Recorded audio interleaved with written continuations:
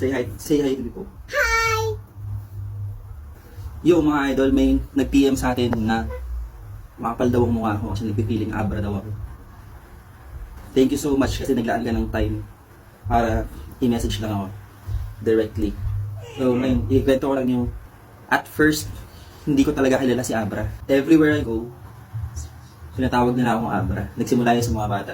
Kapag tumadaan ako sa Novaliches dati, nung pa kami nakatira, tinatawag akong Abra, pero hindi ko kilala sino ba yung Abra. Kaya lumilingon ako, pero hindi ko akalain na ako yung tinatawag nila. At dinadedma ko lang. Hanggang sa niresearch ko si Abra, tapos napanood ko siya sa flip top. Tapos nung pinapanood ko siya, parang hindi ko makita yung sarili ko. Parang ang layo ng... Kasi guwapings talaga si Abra. Kasi nung time na yun, nangitim ako sa kakalakad mula sa bahay hanggang school. Halos araw-araw ako naglalakad nun. Talagang sunog ako sa araw. Tapos sobrang payat ko nun. Tapos hindi ko makita yung sarili ko. Tapos nung tumagal, nakita ko may mga pareho kaming gestures. Like yung bibig pag umingit. Yung ganyan. Tapos mahilig ko man nun. Ganun din kasi ako. Pero pag tinatawag naman ako ng mga tao, kapag dumadaan ako na Abra, hindi naman ako gumagano. Siyempre, normal character lang. Tapos, one time, nagtrabaho ako sa isang resto club. Tapos, ang gupit ko nun, maiksi talaga, parang, ang pagkakatanda ko, parang halos semi-calvo na yun. Pero, ang tawag sa akin ng mga customers, Abra talaga.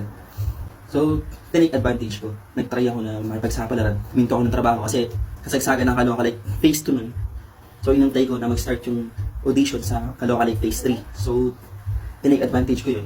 Pinag-aralan ko yung pag-harap kahit na napakalayo ng genre namin. Pero yung boses kasi, hindi ko naman talaga siya pinaghirapan kasi talagang pareho kami ng boses. So, yun. Tapos yun. Unang audition ko sa ABS-CBN. Pagkadating ko pa lang ng ABS-CBN, syempre sikat si Abra nun eh. Pagkadating ko pa lang, papasok pa lang ako sa gate, yung mga marshals doon. Na-recognize agad ako, sabi ko, uy! Si Abra ba to o Caloocan Lake lang? Nung time na yun, parang nabuboost yung confidence ko. Sabi ko, mukhang may pag-asa ako nito na makatungtong sa stage. Kahit first round lang, okay na sa akin yun. Tapos yun nga, nag-audition ako, nag-walk-in kami. Nakasabay ko nun si Apple D. Caloocan Lake na sumalang ngayon sa Phase 4. May kasabay akong isang Abra, ang pangalan niya Joseph. Yung naging tropa ko rin yun kasi gano'n kasi kami, kapag meron kaming kapareho na ginagaya, nagiging magtropa kami kasi makikita nyo kasi yung similarities sa isa't isa. At saka yung ina-admire yung tao, isa lang. So, ano pang gagawin nyo? Siyempre, magsusuportahan kayo. So, dahil napaka-expensive ng look, so possible na ito yung matatanggap. Hindi ako. Unfortunately, hindi siya pinalad na makarat tungtong ng semifinals. So, sabi sa akin, sa final screening, 3 days kapag hindi ka natawagan, so hindi ka tanggap. So, hindi na ako maasa kasi third day in the morning, nag-aantay ako ng tawag, so wala na akong inaasahang pag-asa. Then, yung time na yun, nakikituloy ako sa kaibigan ko, si Kuya Mario Torres, na isa rin sa sumuporta sa akin. Siya yung nagpatira sa akin sa Quezon Ave, Agham Road. Nung time na yun, tulog ako. Biglang nasagot ng kasama ko sa bahay na inampun niya rin yung tawag mula sa ABS-CBN. So, that was around 11 PM ata. Tapos sabi sa akin, bukas pumunta ka sa ABS. Tapos yung third day ng gabi, isipin mo, parang buzzer beater na lang ako. Parang no choice na sila, hindi tanggapin ako kasi yung time na yun, hindi nakapasok sa finals yung mas naunang Abra sa akin. So, syempre, kasi kata ni Abra, so sayang kasi yung opportunity. Tsaka ano rin yung kasi, malakas din kasi makahatak ng rating si Abra nung time na yun kasi sikat siya. So, tinanggap nila, pinasa nila ako, pinapunta ako kinabukasan.